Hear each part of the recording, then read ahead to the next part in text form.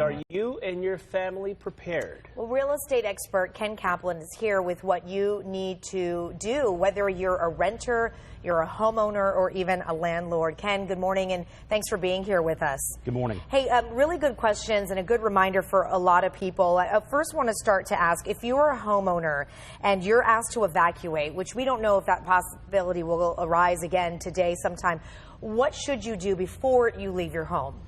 Without a doubt, I mean, you need to pack up the essentials, which are personal papers, any prescriptions, making sure if there, any insurance policies that you can grab, and any files that you may need to get established. Heaven forbid something was to happen that's catastrophic.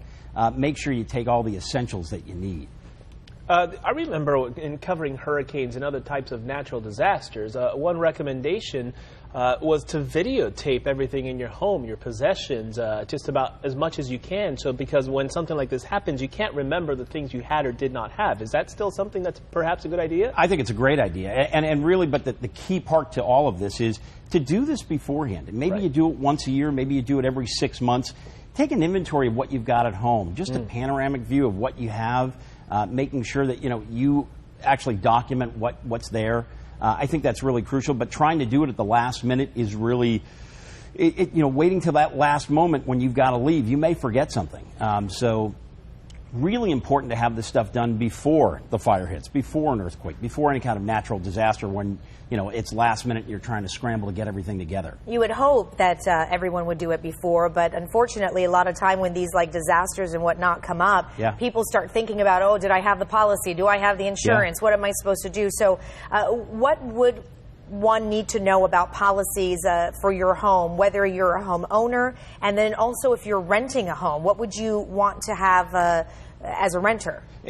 For a homeowner, one thing I would say is I would recommend that you have a checkoff list that's on your fridge. So in the event that there was an emergency, you could go down the list and go, okay, check, check, check. I've got this, I've got this, I've got this, I've got everything I need. Get one of those big Rubbermaid tubs, throw everything in there paper-wise that you need. You can organize it later if you need to. But at least you've got it all with you and take it in one fell swoop.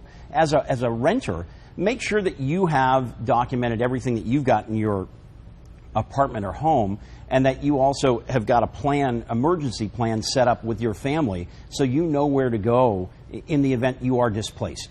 If you are a renter, does a landlord carry any responsibility during a situation, maybe like what we're seeing with the fire right now? Well, honestly, the landlord is going to probably carry their own insurance, but as keeping you informed on how to get out, or an evacuation plan, or an emergency plan, if you will, they're not going to necessarily be responsible for that.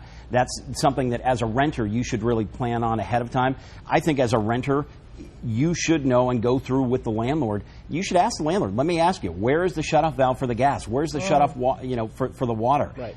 What is my closest route out of here?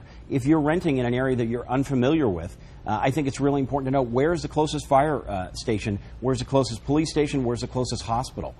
It really is helpful for those who are moving into areas that they've not been familiar with. And we hear so much about people fighting with their insurance companies after the 03 fires, after the 07 fires. Something happens, and it's only after an emergency or a disaster that you then have to study that insurance policy that you have. What do we look for? Because, it's almost like it's a la carte. You're buying this, you're buying that. You don't have this, you do have that coverage. Yep. What is mandatory, in your opinion, to have when you have that homeowner's insurance in case of fire or anything else like this? Well, probably the most important thing is to, on a year-to-year basis, to look at what the building costs are to rebuild a property. And then to make sure you itemize all of any of the major or important and large items that you have that you would need to get replaced in the event of a catastrophic event that are personal items. Jewelry, firearms, artwork, things of that nature that you need to document. You may or may not have the the receipt for it because you purchased it so long ago, but at least, like you said, if you take video or you take pictures of it and you can cite that, it will give you some leverage with the insurance company. Ken, real quick before we let you go, some 5,000 homes evacuated yesterday since those evacuation orders were lifted. Obviously, things could possibly change today. If there was anything like a takeaway last minute, we hope that the fire will, be contained and people will not have to evacuate again today. But if they do, what could they do within maybe the next few hours? As a lot of the emergency officials have been telling people to get your stuff packed and put it by the door. So if we do tell you need to go, you got to go. Okay, now you have a few hours to plan for that, Ken. What would you tell them that they could do now? Papers, prescriptions, photographs, any personal items that are of major significance or importance to them, make sure they have them packed up, ready, by the door.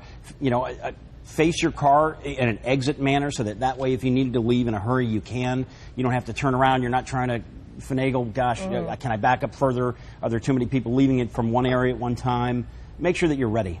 I tell you what, Ken Kaplan, it's we're always talking about stuff like this, but it's only when something happens that people really perk up their ears and actually pay attention to what needs to get done. Ken Kaplan, we thank you for your time as always. Thank you. My pleasure.